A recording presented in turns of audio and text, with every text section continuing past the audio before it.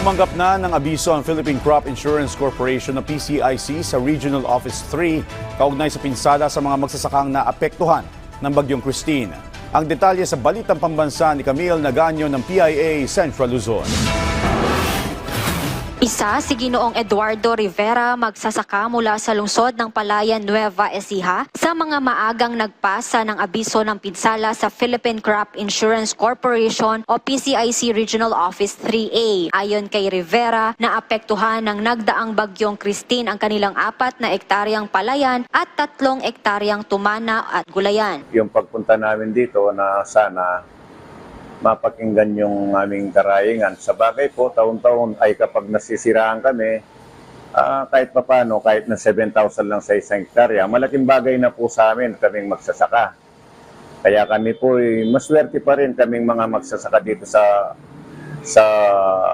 buong Nueva Ecija. Kaugnay nito ay binigyang diin ni PCIC Regional Office 3A Officer in Charge Girly Gregorio ang kahalagahan ng naka-insured ang mga sakahan na bukod sa libre o walang babayaran ang mga magsasaka ay mayroon silang maasahan sa panahon na maapektuhan ng kalamidad o peste ang kanilang mga taniman. Mas maganda po na mag-avail po sila ng pre-insurance under the RSBSA kasi libre po yun, wala naman po silang babayaran. Kahit pa paano po may balik sa kanilang mga ginastos. Hindi man lahat.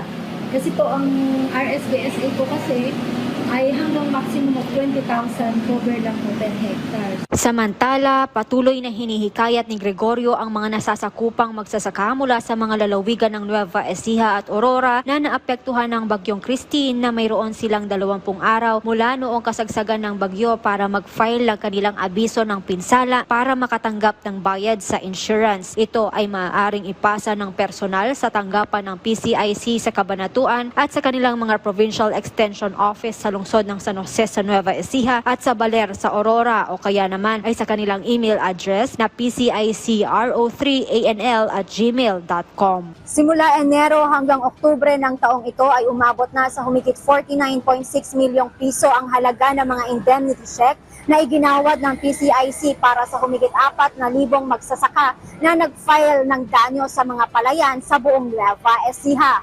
Mula sa Philippine Information Agency Gitnang Luzon, Camille Naganyo para sa Balitang Pambansa.